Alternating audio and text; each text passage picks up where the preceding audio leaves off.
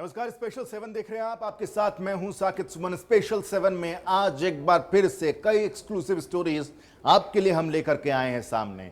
खास तौर पर आज बात हम भारत के उन दो पड़ोसी देशों की करेंगे जिसने भारत को आंखें दिखानी शुरू कर दी हैं। बात चाइना और नेपाल की होगी कि किस तरीके से चीन और नेपाल इस वक्त भारत के लिए सिरदर्द बन गए हैं। दो ऐसे पड़ोसी मुल्क जिनमें से एक के साथ रिश्ता बहुत अच्छा था, लेकिन हालिया दिनों में वो भी चीन की शह पर आगे बढ़ता हुआ नजर आ रहा है और हमें आंखें दिखा रहा है। साथ ही साथ चीन की उन चालबाजियों की भी बात करेंगे कि आखिर किस तरीके से चीन लगातार चालबाज होता चला जा रहा है और एक के बाद एक चीन की हरकतें बढ़ती चली जा रही हैं और जिसको लेकर हिंदुस्तान की सरकार ने कह दिया है अपने तमाम सैनिकों को जो चीन की बॉर्डर से सटे हुए तैनात हैं, जो कि एलएसी पर तैनात हैं, उनको ये आदेश और एक इंडिकेशन, एक छूट दे दी गई है कि अगर हालात बेकाबू होते हैं तो वो गोलियां चला सकते हैं, हथियारों का इस्तेमाल कर सकते हैं, जो कि अब तक नियम नहीं था। ये बड़ा कदम, एक कड़ा कदम हिंदुस्तान की सरकार की तरफ से। तो चलिए शुरुआत करते हैं स्पेशल 7 की और सबसे पहले आपको रूबरू कराएंगे कि आखिर आज स्पेशल 7 में कौन कौन सी खास खबरें होंगी आपके लिए। तो चलिए शुरुआत करते हैं। स्पेशल 7 की कवर स्टोरी में आज सबसे पहले आपको बताएंगे कि अब ड्रैगन के गोली खाने की बारी आ गई है, क्योंकि हिंदुस्तान की सरकार ने एक बड़ा फैसला लिया है। क्या ये फैसला, इससे भी रूबरू कराएंगे आपको। साथ ही साथ आपको बताएंगे कि आखिर गलवान घाटी का ये पूरा का पूरा विवाद आखिर क्या है और कब से गलवान घाटी भारत और चीन के लिए एक ऐसा विषय बना हुआ है जिसको लेकर के लगातार विवाद जन्म लेता रहा है। इसके साथ साथ बात होगी भारत और चीन की कि आखिर किस तरीके से हिंदुस्तान का एक अगला कदम क्या होने वाला है जिससे चीन की चिढ़ और मचने वाली है, चीन और परेशान होने वाला है, ड्रैगन और चिढ़ने वाला है। इसकी बात करेंगे। और साथ ही साथ अब बात होगी उस देश की जिसके साथ हमारे रिश्ते बहुत अच्छे थे, हमारा पड़ोसी मुल्क यानी कि नेपाल, जिसके साथ संबंध अच्छे थे, लेकिन वहां के सत्ता परिवर्तन के बाद से लगातार संबंध में कटुता आई है और तल्खियां कुछ इस कदर बढ़ गई हैं कि नेपाल ने अपनी जो सीमा है उसको लेकर एक नया नक्शा पास कर दिया है। इस पर भी बातचीत करेंगे। साथ ही साथ जानने की कोशिश करेंगे कि आखिर नेपाल जो हमारा दोस्त हुआ करता था वो आखिर दुश्मन के अब चोला ओढ़ता हुआ क्यों नजर आ रहा है, क्यों उसके रुख बदल गए हैं, क्यों उसका तेवर बदल गया है, इस पर बात करेंगे। साथ ही साथ नेपाल की मौजूदा सरकार, जिसको एक तरह से अप्रत्यक्ष रूप से आप कह सकते हैं कि उसे कम्युनिस्ट का साथ है, यानी कि चीन का सीधे तौर पर कहीं ना कहीं इंटरफेरेंस होता हुआ दिख रहा है, उसकी हरकतों से भी दिख रहा है। चूंकि कोरोना काल में अरबों का घोटाले की बात सामने आई नेपाल के अंदर, क्या वो घोटाला है और उससे बचने के लिए सरकार ने क्या पैंतरा का अख्तियार कर लिया, इससे भी रूबरू कराएंगे आज हम आपको स्पेशल 7 में। और सबसे खास बात यह कि आखिर नेपाल को मुंहतोड़ जवाब देने के लिए हिंदुस्तान अभी तक तो सौम्य भाषा ही अपना रहा है, लेकिन क्या एक कड़ा रुख वहां पर भी देखने को मिलेगा। तो चलिए शुरुआत करते हैं स्पेशल 7 की।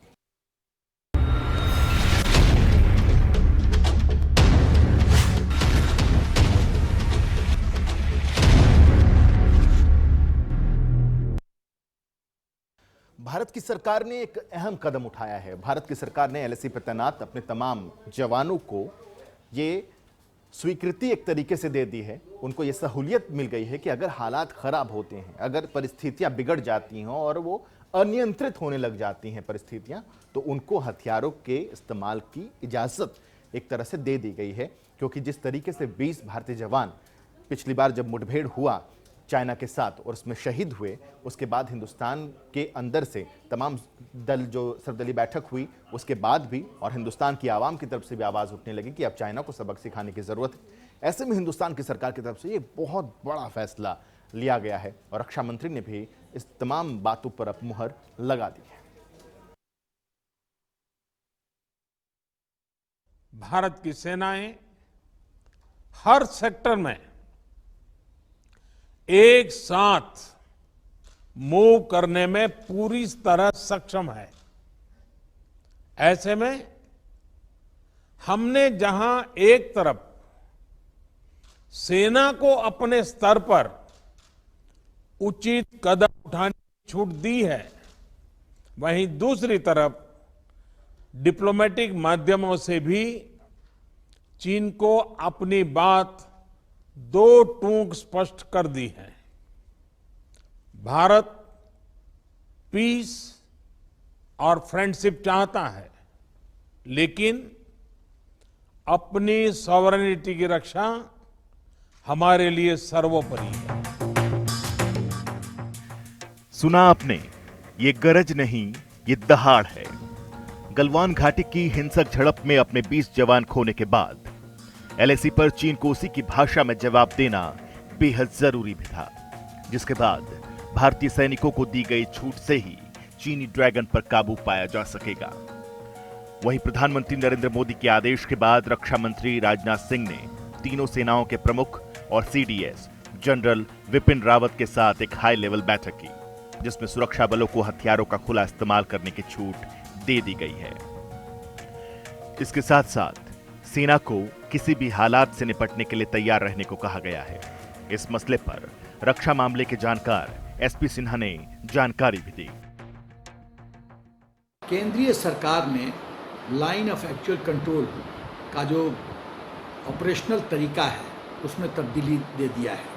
फौज को पूरी तरह से ऑपरेशनल फ्रीडम दे दी गई है। मेरा ख्याल है बहुत अच्छी बात है, बहुत साहसी कदम है और वक्त का ये ज़रूरत था, वक्त का तकाजा था। मैं ये कहना चाहता हूँ कि जो वहाँ पे ज़मीनी स्तर पे जो लोकल कमांडर्स हैं उसको पता है कि ज़मीनी स्थिति क्या है, टैक्टिक्स क्या होना चाहिए, उनको बैटल का एक्सपीरियंस है। चीन को लेसन सिखाने की ज़रूरत है और इस बार जय और क्षय की बात होनी चाहिए। जैसा होगा देखा जाएगा। यदि कुर्बानी देने की ज़रूरत है तो हम लोग देंगे, फौज देगी, और हम रिटायर्ड वेटरन्स भी, यदि सरकार को हमारी सेवा की ज़रूरत है तो हम सेवा देने के लिए तैयार हैं। लेकिन इस बार चीन को बहुत बहुत कड़ा संदेश देने की ज़रूरत है। वहीं प्रधानमंत्री नरेंद्र मोदी चीन ही नहीं, तमाम दुश्मन देशों को तल्ख लहजे में चेता भी चुके हैं। उन्होंने कहा था कि हमारी 1 इंच जमीन की तरफ कोई आंख उठाकर देख भी नहीं सकता। आज हमारे पास ये कैपेबिलिटी है कि कोई भी हमारी 1 इंच जमीन की तरफ आंख उठाकर भी नहीं देख सकता। आज भारत की सेनाएं हर सेक्टर में एक साथ मूव करने में पूरी तरह सक्षम है।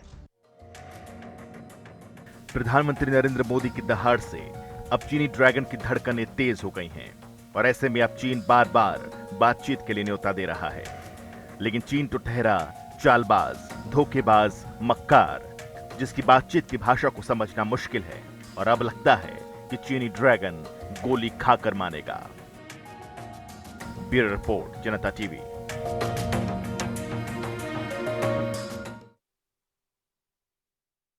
भारत और चीन के बीच विवाद लगातार जारी है, लेकिन इस विवाद की जड़ क्या है इसे समझना बहुत जरूरी है। आपको अब हम सीधे गलवान घाटी लिए चलते हैं और वहां से हम आपको समझाने की कोशिश करते हैं कि आखिर ये गलवान घाटी का विवाद किस तरीके का रहा है, आखिर इसकी जड़ क्या है और किस तरीके से 1962 से लेकर के अब तक ये मसला सुलझा नहीं है और दोनों ही मुल्कों के बीच गाहे बगाहे गलवान घाटी का न सिर्फ जिक्र होता है बल्कि वहां पर गुत्थम गुत्थी भी होती हैं और इस बार तो शहादत भी देखने को मिली है। जरा समझिए इस विवाद को। क्या है गलवान घाटी विवाद? एलएसी पर मौजूद विवादित गलवान घाटी चीन को भारत से अलग करती है एलएसी। गलवान नदी पर भारत बना रहा पुल, गलवान घाटी में भारत बना रहा सड़क। तनाव के बीच निर्माण कार्य तेज हुआ। निर्माण कार्य को रोकना चाहता है चीन। तरबुक, श्योक, दौलत बेग, ओल्डी रोड भारत के लिए अहम। जवानों तक गोला बारूद आदि पहुंचाने में होगी आसानी। चीन ने गलवान घाटी में भारत के निर्माण को बताया गैर कानूनी। चीन पहले ही गलवान घाटी में सैन्य निर्माण कर चुका है। गलवान घाटी के आसपास चीन ने कई चौकियां बनाई। 1962 युद्ध में भी गलवान घाटी ही बनी थी विवाद। शहादत 20 सैनिकों की, उस शहादत को हिंदुस्तान सलाम भी कर रहा है और साथ ही साथ भारत अब रणनीति भी तैयार कर रहा है कूटनीतिक दृष्टिकोण से। रक्षा मंत्री रूस जाते हैं और रूस में वहां एक जमीन तैयार करने की कोशिश की जाती है कि अगर चाइना के साथ रिश्ते और ज़्यादा खराब होते हैं, तल्खियाँ और ज़्यादा बढ़ती हैं और अगर किसी तरीके से हाथापाई की स्थिति तक दोनों ही मुल्क पहुंच जाते हैं, यानी कि युद्ध जैसे आसार भी अगर नजर आने लगते हैं, तो रूस का स्टेप क्या होगा ये समझना बहुत ज़रूरी है। क्योंकि हिंदुस्तान का एक पुराना दोस्त रूस है, लेकिन रूस और चाइना के संबंध भी बुरे नहीं हैं। तो ऐसे में रूस किसके साथ खड़ा होगा, शायद यही समझने की कोशिश राजनाथ सिंह कर रहे हैं, जो कि हिंदुस्तान की सरकार के लिए भी बेहद अहमियत रखता है। रूस में दिखेगा हिंदुस्तानी दम। पहली बार तीनों सेना करेंगी परेड। रक्षा मंत्री राजनाथ सिंह होंगे शामिल। कूटनीतिक रूप से रूस का दौरा अहम। भारत की धमक से फिर चिढ़ेगा चीन। भारत की तीनों सेना पहली बार रूस के विक्ट्री डे परेड में शामिल होंगी। इस परेड का आयोजन रूस की राजधानी मॉस्को के रेड स्क्वायर में होगा और इस कार्यक्रम में रक्षा मंत्री राजनाथ सिंह करेंगे शिरकत। राजनाथ सिंह वहां के विक्ट्री डे परेड में बतौर अतिथि शामिल होंगे। चीन के साथ जारी विवाद के दौरान रक्षा मंत्री राजनाथ सिंह के रूस दौरे को कूटनीतिक रूप से काफी अहम माना जा रहा है। इस कार्यक्रम के लिए रूस ने प्रधानमंत्री नरेंद्र मोदी को भी न्योता भेजा था। हालांकि कोरोना वायरस महामारी के चलते प्रधानमंत्री नरेंद्र मोदी इस कार्यक्रम में शामिल नहीं हो पाएंगे, लेकिन भारत की तीनों सेनाएं अपनी ताकत का प्रदर्शन करेंगी। ऐसे में रूस के साथ गहरे सैन्य संबंध रखने वाले चीन की चिंताएं बढ़ सकती हैं। चीन के साथ रूस के सैन्य और राजनीतिक संबंध गहरे हैं, जबकि भारत और चीन के बीच वर्तमान में सीमा विवाद को लेकर तनाव पूरे चरम पर है। वहीं भारत और रूस एक दूसरे को अहम सहयोगी के तौर पर देखते रहे हैं। ऐसे में कूटनीतिक रूप से रूस के विक्ट्री डे परेड में भारत का शामिल होना बेहद अहम है, जिसके बाद चीन का चिढ़ना भी लाजमी होगा।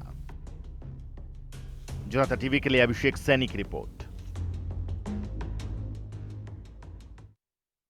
अब बात करते हैं नेपाल की, एक ऐसा पड़ोसी मुल्क जो कद और काठी दोनों में हिंदुस्तान से बहुत ही छोटा है, लेकिन इसके तेवर हालिया दिनों में बदले बदले से नजर आ रहे हैं। इसके पीछे किसकी चाल है, किसका चरित्र हो और कैसा चेहरा है, इसे समझने की बेहद ज़रूरत है। तो आइए ज़रा समझिए कि आखिर नेपाल का रुख बदला क्यों और बदलते इस रुख को हिंदुस्तान हैंडल कैसे करेगा। जरा इस रिपोर्ट को देखिए।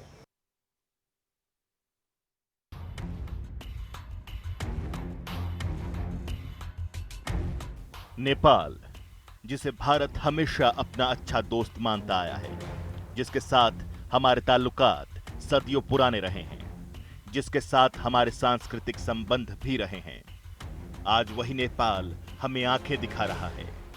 जो मुद्दे कभी थे ही नहीं, उन्हें कुरेद कुरेद कर एक नया विवाद पैदा किया जा रहा है। चीन के नक्शे कदम पर उसने भारतीय सरहदों से छेड़छाड़ कर दी है, भारतीय हिस्सों को अपने नक्शे में दिखा दिया है और इतना ही नहीं, नेपाल ने नए नक्शे को अपनी संसद से पास भी करा लिया है। जाहिर है नेपाल को ड्रैगन की दोस्ती भा गई है और उसी के बहकावे पर उसने भारत नेपाल के सदियों पुराने संबंधों की चिता जला दी है। लेकिन उसे शायद इस बात का एहसास नहीं कि जिस ड्रैगन से उसने दोस्ती गांठी है वो मौका परस्त है। उसे ये वो देशभक्षी दानव है जो दुनिया के सामने देखते ही देखते पूरा का पूरा तिब्बत देश ही निगल गया था। तिब्बत के नागरिकों का नरसंहार तक किया गया, उन्हें उनके ही देश से भगाने को मजबूर कर दिया गया। लेकिन उसके अंतर्राष्ट्रीय रसूख की वजह से किसी देश ने उसके खिलाफ आवाज नहीं उठाई। अब उसी चालबाज चीन की गिद्ध नजर नेपाल पर पड़ी है, जिसके कंधों की आड़ लेकर वो भारत के लिए नई उलझने पैदा करना चाहता है और उसका मोहरा बन रहा है नेपाल। भारत और नेपाल के बीच हमेशा से बड़े गहरे संबंध रहे हैं। दोनों देशों के आपसी संबंधों को रोटी बेटी के संबंध के तौर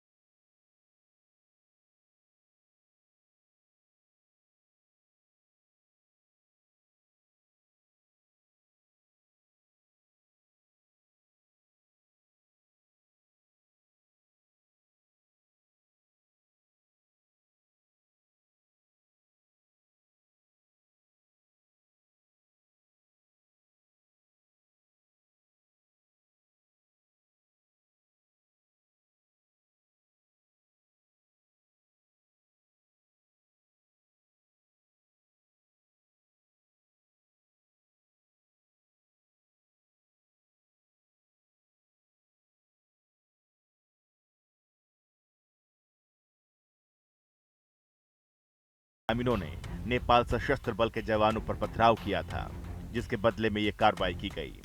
ऐसे में सवाल ये उठता है कि जिस बात की रिपोर्ट नेपाल की ओर से भारतीय प्राधिकारियों को दी जानी चाहिए थी, वो ना करके उसने अंतर्राष्ट्रीय नीतियों और मर्यादाओं को ताक पर रखते हुए भारतीय नागरिकों पर गोलियां कैसे बरसाईं। वैसे नेपाल की इस तुनक मिजाजी के पीछे कारण कुछ और ही बताए जा रहे हैं। कारण नया नया तूल दिया गया वो मसला है जिसे चीन ने अब दोनों देशों के बीच सीमा विवाद का मुद्दा बना दिया है। विशेषज्ञों का संकेत भारत के उन 3 सरहदी इलाकों की ओर है जिसे नेपाल अब अपने नक्शे में शामिल कर चुका है। ब्यूरो रिपोर्ट, जनता टीवी।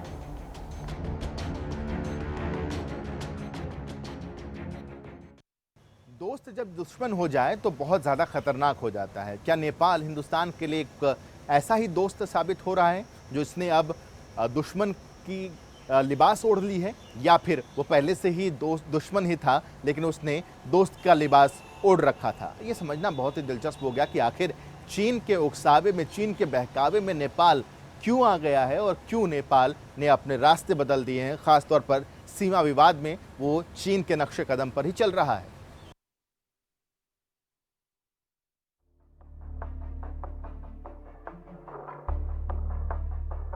नेपाल आज भले ही सरहद पर अपने सबसे अच्छे पड़ोसी दोस्त भारत को आंखें दिखा रहा है, लेकिन जिस वजह से वो भारत को आंखें दिखा रहा है उसकी वजह भारत नहीं बल्कि वो खुद है। ये बात भले ही थोड़ी चौंकाने वाली लगती हो, लेकिन ये मसला कोई आज का नहीं है बल्कि 200 साल पुराना है। जी हां, बिल्कुल ठीक सुना आपने। नेपाल जिस सरहदी मसले को लेकर भारत से आज उलझ रहा है उसकी फसाद दरअसल 1816 में पड़ गई थी। ये वो वक्त था जब अंग्रेजी हुकूमत भारत में अपनी जड़ों को और मजबूती से धंसा रही थी। उसी दौरान उसकी कुटिल निगाहें नेपाल पर भी पड़ी और नेपाल के राजा ब्रिटिश शासन से कई इलाके हार गए थे।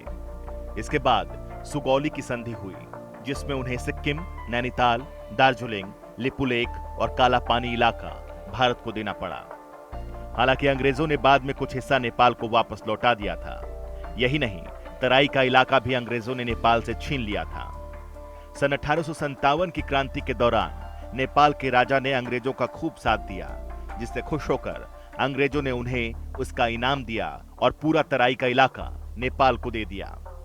अंग्रेजों से नेपाल को अपने कुछ पुराने इलाके वापस तो मिल गए थे, लेकिन अंग्रेजों द्वारा हड़पे गए और भारत में मिलाए गए उसके कई हिस्से आज भी भारत का ही अंग हैं। अंग्रेजों से 1816 में मिली शिकस्त की कसक नेपाल के गोरखाओं को आज भी है।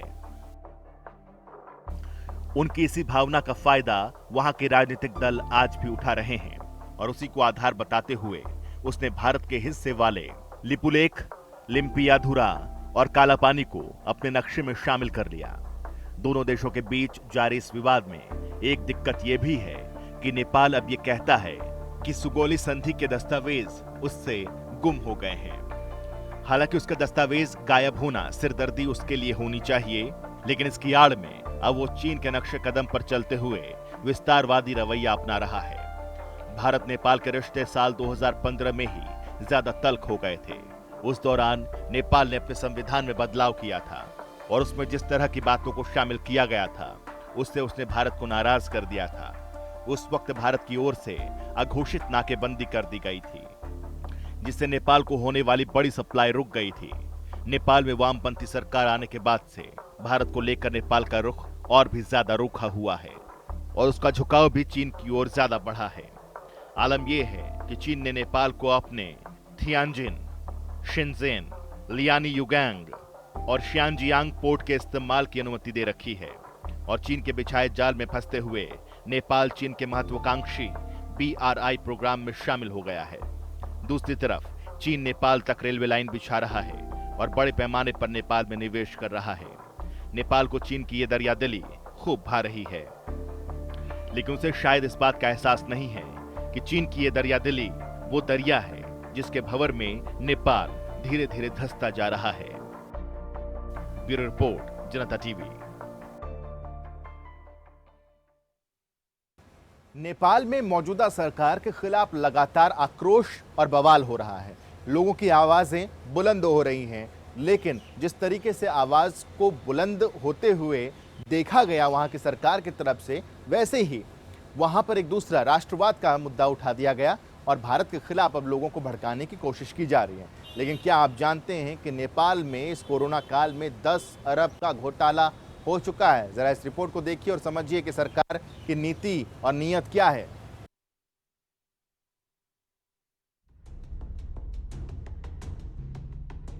नेपाल में इन दिनों दो तरह के हालात एक साथ दिखाई दे रहे हैं। पहले वाले हालात में हमें वहां लोगों की वो अशांत और उग्र भीड़ दिखाई देती है जो अपनी ही सरकार पर खुली सड़कों पर हल्ला बोलने के लिए उतरी है। और दूसरी तरह के हालात वो हालात हैं जिन्हें खुद नेपाल का सत्तारूढ़ दल नेपाल कम्युनिस्ट पार्टी भारत के खिलाफ नेपाली लोगों को भड़काकर झूठे राष्ट्रवाद की भावना को कुरेदने की कोशिश में लगी हुई है। हम पहले बात करेंगे पहले वाले हालात की, जिसमें खुद नेपाल की सरकार अपने ही देश के नागरिकों के बीच घिरी हुई दिखाई देती है। जहां इन दिनों नेपाल की सड़कों पर हाथों में बैनर पोस्टर लिए घूमते लोगों का दृश्य आम सा हो चला है। उनकी जुबां पर सत्तारूढ़ दल नेपाल कम्युनिस्ट पार्टी के लिए ढेरों शिकायतें हैं।